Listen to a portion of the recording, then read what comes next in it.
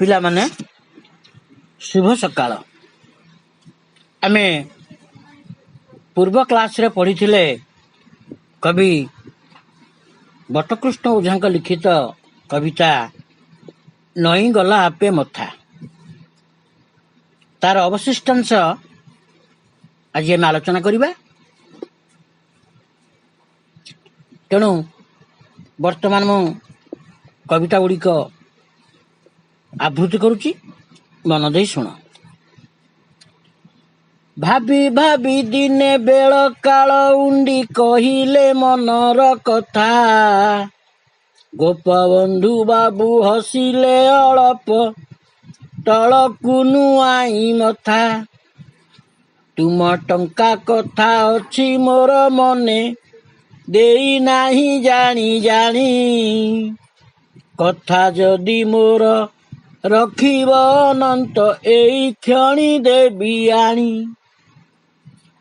ବରଷା ବଢ଼ିରେ ଘର ଘର ବୁଲି ଅପନ୍ତରା ବାଟ ଦେଇ, ପାଦେ ଚାଲି ଚାଲି ଭୋକିଲା ଲୋକର ଖବର ଫେରୁଛ ନେଇ। ସାଇକେଲ ହେଲେ ସଡ଼କ ବାଟରେ ସୁବିଧାରେ ଯିବ ଚାଲି, ଅଭାବ କେଉଁଠି କିପରି ଜାଣିବ କହିଲ ମନରେ ଭାଳି। ପାଣି କାଦୁଅରେ ଆଉ କି ପଶିବ ଦେଖିବ ଦୁଃଖୀର ମୁହଁ, ବରଷା ବଢ଼ିରେ କିଏ ପୋଛି ଦେବ ଆକୁଳ ଆଖିର ଲୁହ। ଟଙ୍କା ନେଇ ଯାଅ ସାଇକେଲ କିଣା, ମନୁ କରିଦିଅ ଦୂର, ଦୁଃଖୀ ଜନ ସେବା ଯେଉଁଠି କରୁଛ ସେଇ ତ ସରଗପୁର। ମଣିମୁକୁଟାର ଝଲକରୁ ବଳି ଶୁଖିଲା ଅଧରୁ ହସ, ସେ ହସରୁ ଝରେ ସରଗ ସୁଷମା ଦେବତା ହୁଅନ୍ତି ବସ। ସରମରେ ସଢ଼ି ବୁଝିଲେ ଅନନ୍ତ ତାଙ୍କ ମରମର କଥା, ଦାସେ ଆପଣଙ୍କ ଚରଣ ଯୁଗଳେ ନଈ ଗଲା ଆପେ ମଥା। ଦାସେ ଆପଣଙ୍କ ଚରଣ ଯୁଗଳେ ନଈ ଗଲା ଆପେ ମଥା। ପିଲାମାନେ, ଆମେ ତ କବିତାଟିର ଅବଶିଷ୍ଟାଂଶ ଶୁଣିଲେ। ବର୍ତ୍ତମାନ ଆମେ ତାକୁ ଆଲୋଚନା କରିବା। ମନ ଦେଇ ଶୁଣ, ଯାହା ପଚାରିବି ପ୍ରଶ୍ନର ଠିକ୍ ଠିକ୍ ଉତ୍ତର ଦେବ। ଆମର ପୂର୍ବ କ୍ଲାସରେ ଆମେ କ'ଣ ପଢ଼ିଥିଲେ ନା, ଗୋପବନ୍ଧୁ ବାବୁ ଅନନ୍ତଙ୍କ ପାଖରୁ 2-4 ଦିନରେ ସୁଝି ଦେବେ କହି ଟଙ୍କା ଥଳି ନେଇଗଲେ, କିନ୍ତୁ ସେ ତାଙ୍କୁ ଆଉ ଫେରେଇଲେ ନାହିଁ। 4 ଦିନ ଗଲା, 4 ମାସ ଗଲା, ବର୍ଷେ ବି ପୁରିଗଲା। ସେ ତାଙ୍କୁ ଟଙ୍କା ଥଳି ନ ଫେରେଇବାରୁ ଅନନ୍ତ ମିଶ୍ର ଦୁଃଖରେ ବସି ଭାଳି ହେଲେ। କେତେ ଦିନ ଆଉ ପାଦରେ ଚାଲି ଚାଲି ଦୂର ଗାଁ ବାଟ ଯିବେ? ସାଇକେଲଟିଏ ହେଲେ ସହଜ ସହଳ ସେ ବହୁତ ଗାଁ ବୁଲି ପାରନ୍ତେ। ଟଙ୍କା ନେଇ ଗୋପବନ୍ଧୁ ବାବୁ ତ ଫେରାଇ ଦିଅନ୍ତି। କ'ଣ ମୋ କଥା ତାଙ୍କର ମନେ ନାହିଁ କି? ମୋ ଟଙ୍କା ଥଳି କଥା ସେ କ'ଣ ପାଶୋରି ଦେଲେ କି? ଏମିତି ଭାବି ଭାବି ଭାବି ଭାବି ଦିନେ ବେଳ କାଳ ଉଣ୍ଡି, ମାନେ ସୁଯୋଗ ଖୋଜି, ଉଣ୍ଡି ମାନେ ଖୋଜିବା। ତେଣୁ ସୁଯୋଗ ଖୋଜି ଭାବି ଭାବି ଦିନେ ବେଳ କାଳ ଉଣ୍ଡି କହିଲେ ମନର କଥା। ଅନନ୍ତ ମିଶ୍ର ଗୋପବନ୍ଧୁ ବାବୁଙ୍କୁ ତାଙ୍କ ମନ କଥା କହିଲେ। ଆଜ୍ଞା, ଆଉ ସାଇକେଲଟିଏ କିଣିବା ପାଇଁ କିଛି ଟଙ୍କା ସଞ୍ଚୟ କରି ରଖିଥିଲି। ଆପଣଙ୍କର ଦରକାର ଥିଲା ବୋଲି ମୋ ପାଖରୁ ଆପଣ ମାଗି ନେଇଥିଲେ ଏବଂ କହିଥିଲେ 2-4 ଦିନ ଭିତରେ ଫେରେଇ ଦେବେ। କିନ୍ତୁ ଆଜ୍ଞା, ଏତେ ଦିନ ହେଇଗଲା, ବର୍ଷେ ବି ପୁରିଗଲା। ଯେମିତି ଏକଥା କହିଛନ୍ତି, ଗୋପବନ୍ଧୁ ବାବୁ ହସିଲେ ଅଳପ ତଳକୁ ନୁଆଇଁ ମଥା। ଗୋପବନ୍ଧୁ ବାବୁ ଅନନ୍ତଙ୍କ କଥା ଶୁଣି ତଳକୁ ମଥା ନଇଁ ଅଳ୍ପ ହସିଦେଲେ। ହସିଦେଇ କ'ଣ କହିଲେ ନା, ତୁମ ଟଙ୍କା କଥା ଅଛି ମୋର ମନେ, ଦେଇନାହିଁ ଜାଣି ଜାଣି, କଥା ଯଦି ମୋର ରଖିବ ଅନନ୍ତ, ଏଇ କ୍ଷଣି ଦେବି ଆଣି। ଅନନ୍ତ, ତମେ କ'ଣ ଭାବୁଛ ତମ ଟଙ୍କା କଥା ମୋର ମନେ ନାହିଁ? ମୋର ଠିକ ମନେ ଅଛି, କିନ୍ତୁ ମୁଁ ଜାଣି ଜାଣି ଦେଇନାହିଁ। ଆଉ ତମକୁ ତମ ଟଙ୍କା ମୁଁ ଫେରେଇ ଦେବି। ମୁଁ ଟଙ୍କାଟେ ବି ସେଥିରୁ ଖର୍ଚ୍ଚ କରିନି। ତମ ଟଙ୍କା ମୁଁ ଫେରେଇ ଦେବି, କିନ୍ତୁ ମୋର ତମେ ଯଦି ଗୋଟେ କଥା ରଖିବ। କି କଥା? ବରଷା ବଢିରେ ଘର ଘର ବୁଲି ଅପନ୍ତରା ବାଟ ଦେଇ, ପାଦେ ଚାଲି ଚାଲି ଭୋକିଲା ଲୋକର ଖବର ଫେରୁଛ ନେଇ। ସାଇକେଲ ହେଲେ ସଡ଼କ ବାଟରେ ସୁବିଧାରେ ଯିବ ଚାଲି, ଅଭାବ କେଉଁଠି କିପରି ଜାଣିବ କହିଲ ମନରେ ଭାଳି।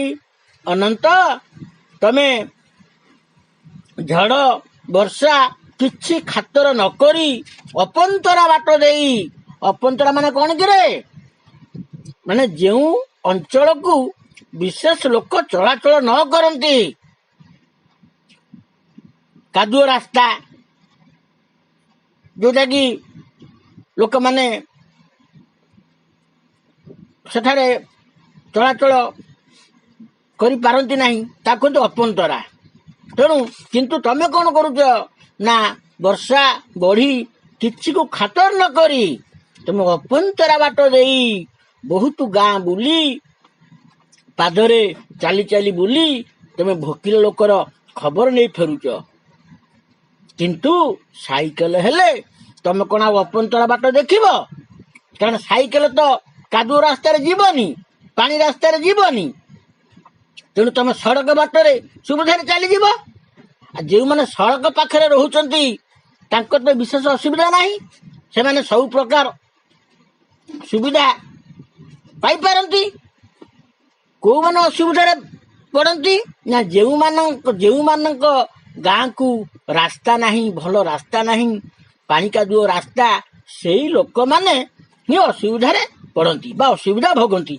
ଆଉ ତମେ ପାଦରେ ଚାଲି ଚାଲି ଯିବାରୁ ତମେ ସେଠି ପହଞ୍ଚି ପାରୁଛ ଏବଂ ତମେ ସେମାନଙ୍କର ସୁଖ ଦୁଃଖରେ ସାଥୀ ହୋଇ ତାଙ୍କ ଖବର ନେଇ ତମେ ଫେରୁଛ। ଆଉ ସାଇକେଲ ହେଲେ ତମେ କ'ଣ ସେମାନଙ୍କ ପାଖକୁ ଯାଇପାରିବ? କାରଣ ସାଇକେଲ ତ ଅପନ୍ତରା ବାଟ ଦେଇ ଯିବନି। ତେଣୁ ଅଭାବ କୋଉଠି ରହିଲା ତମେ କ'ଣ ଜାଣିପାରିବ? ପାଣି କାଦୁଅରେ ଆଉ କି ପଶିବ ଦେଖିବ ଦୁଃଖୀର ମୁହଁ। କାରଣ ସାଇକେଲ ତ ପାଣି କାଦୁଅ ରାସ୍ତାରେ ଯିବନି, ତେଣୁ ତମେ ପାଣି କାଦୁଅ ରାସ୍ତାରେ ପଶି ପାରିବନି କି ଦୁଃଖୀର ମୁହଁ ଦେଖିପାରିବନି। ତେଣୁ ସାଇକେଲଟିଏ ଯଦି ତମେ କିଣ ଏବଂ ସାଇକେଲ ଯିବା ଆସିବା କର, ତେବେ ବର୍ଷା ବଢିରେ କିଏ ପୋଛିଦେବ ଆକୁଳ ଆଖିର ଲୁହ? ଦୁଃଖୀ ଆଖିର ଲୁହ ତମେ କ'ଣ ପୋଛି ପାରିବ? ନା। ତେଣୁ ମୋ କଥା ମାନ, ଟଙ୍କା ନେଇ ଯାଅ ସାଇକେଲ କିଣା, ମନୁ କରିଦିଅ ଦୂର, ଦୁଃଖୀ ଜନ ସେବା ଯେଉଁଠି କରୁଛ ସେଇ ତ ସରଗପୁର। ତମ ଟଙ୍କା ଥଳି ମୁଁ ସାଇତିକି ରଖିଛି, ତମେ ତମ ଟଙ୍କା ଥଳି ନେଇଯାଅ, କିନ୍ତୁ ମୋ କଥା ମାନ, ସାଇକେଲ କିଣା, ସାଇକେଲ କିଣିବା ଯୋଉ ନିଶା ତୁମ ମୁଣ୍ଡରେ ଘାରିଛି ତାକୁ ତମେ ମୁଣ୍ଡରୁ ଓହ୍ଲେଇ ଦିଅ, ମନରୁ ଦୂର କରିଦିଅ। କାରଣ ତମେ ଦୁଃଖୀ ଜନ ସେବା କରୁଛ, ତମେ ପ୍ରକୃତ ଯେଉଁମାନେ ସେବା ପାଇବାରେ ଯୋଗ୍ୟ ତମେ ସେଇମାନଙ୍କ ସେବା କରୁଛ, ସେଇ ତ ସରଗପୁର। ମାନବ ସେବା ହିଁ ମାଧବ ସେବା। ଆମେ ସମସ୍ତେ ଜାଣିଛନ୍ତି ମାନବ ସେବା ହିଁ ମାଧବ ସେବା ଏବଂ ପ୍ରକୃତ ଦୁର୍ଗତ ମାନବର ସେବା। ଯେଉଁମାନେ ଦୁଃଖରେ ଅଛନ୍ତି, କଷ୍ଟରେ ଅଛନ୍ତି, ରୋଗରେ ସଢୁଛନ୍ତି, ଅନାହାରରେ ସଢୁଛନ୍ତି, ତମେ ସେଇମାନଙ୍କ ସେବା କରୁଛ। ତେଣୁ ଭଗବାନ ସବୁବେଳେ ତମ ପାଖରେ ଅଛନ୍ତି। ତୁମେ ପ୍ରକୃତ ସ୍ୱର୍ଗ ସୁଖ ଲାଭ କରୁଛ ସେଇମାନଙ୍କ ସେବା କରି। କିନ୍ତୁ ସାଇକେଲ କିଣିଲେ ଆଉ ତମେ ସେମାନଙ୍କ ପାଖରେ ପହଞ୍ଚି ପାରିବ ନାହିଁ। ତେଣୁ ତମ ଟଙ୍କା ତମେ ନେଇଯାଅ, ଆଉ ସାଇକେଲ କିଣିବା କଥା ତମ ମନରୁ ପାସୋରି ଦିଅ। ମଣି ମୁକୁତାର ଝଲ କରୁ ବଳି ଶୁଖିଲା ଅଧରୁ ହସ। ଅଧର ମାନେ କଣ କିରେ? ଅଧର ମାନେ ହେଲା ଓଠ। ମଣିମୁକୁତା, ମଣିମୁକୁତା ଜାଣିଥିବ? ମଣିମୁକୁତା ହେଲା ମୂଲ୍ୟବାନ, ଚିକ୍ ଚିକ୍ କରୁଥିବା ମୂଲ୍ୟବାନ ପଦାର୍ଥ। ଗୋପବନ୍ଧୁ ବାବୁ ଏଇ କଥା କହି ଯେତେବେଳେ ହସିଦେଲେ, ତାଙ୍କ ଶୁଖିଲା ଓଠରୁ ଯୋଉ ହସ ଝରି ପଡିଲା, ସେ ହସ ନୁହେଁ, ସେ ହସ ମଣିମୁକୁତାରୁ ଆହୁରି ଝଲସି ଉଠୁଥିଲା। ସେ ହସରୁ ଝରେ ସରଗ ସୁଷମା, ଦେବତା ହୁଅନ୍ତି ବସ। ସେ ହସରୁ ସ୍ୱର୍ଗର ସରଗ ପଦ୍ୟରେ ହେଲା ସରଗ, ଗଦ୍ୟରେ କଣ ହବ? ସ୍ୱର୍ଗ। ସରଗ ସୁଷମା, ସୁଷମା ମାନେ ସୌନ୍ଦର୍ଯ୍ୟ। ସେ ଯେତେବେଳେ ଅନନ୍ତ ମିଶ୍ରଙ୍କୁ ବୁଝେଇ ତାଙ୍କ ଟଙ୍କା ଥଳି ଫେରେଇ ଦେଇ ସାଇକେଲ କିଣିବାକୁ ବାରଣ କଲେ, ସେଇ ସମୟରେ ସେ ଯୋଉ ହସିଦେଲେ ବା ତାଙ୍କ ଓଠରୁ ଯୋଉ ହସ ଝରି ପଡିଲା, ସେ ହସ ସ୍ୱର୍ଗର ସୌନ୍ଦର୍ଯ୍ୟ ଠାରୁ ଆହୁରି ସୁନ୍ଦର ଥିଲା। ଯୋଉ ହସରେ କି ଦେବତା ମାନେ ବଶ ହୁଅନ୍ତି। ବୁଝିପାରୁଛ ପିଲାମାନେ? ଦେବତା ମଧ୍ୟ ସେଇ ହସକୁ ଦେଖିବା ପାଇଁ ଝୁରି ହୁଅନ୍ତି। ସରମରେ ସଢି ବୁଝିଲେ ଅନନ୍ତ ତାଙ୍କ ମରମର କଥା। ସରମ ମାନେ କଣ? ସରମ ମାନେ ଲାଜ। ଗୋପବନ୍ଧୁ ବାବୁଙ୍କ ପାଖରୁ, ଗୋପବନ୍ଧୁ ବାବୁଙ୍କ ମୁହଁରୁ ଏ କଥା ଶୁଣି ଲାଜରେ ସଢିଗଲେ। କିଏ ସଢିଗଲେ ରେ? ନା ଅନନ୍ତ ମିଶ୍ର, ଯାହାଙ୍କ ମୁଣ୍ଡରେ ସାଇକେଲ କିଣିବା ନିଶା ପୁରା ଚଢି ଯାଇଥିଲା। ତେଣୁ ସେ ଲାଜରେ ଝାଉଁଳି ପଡିଲେ। ଗୋପବନ୍ଧୁ ବାବୁଙ୍କର ମରମ ବା ମର୍ମ, ଗଦ୍ୟରେ କଣ ହବ? ମର୍ମ ବା ତାଙ୍କ ଅନ୍ତର ତଳର କଥା ସେ ଠିକ ବୁଝିପାରିଲେ।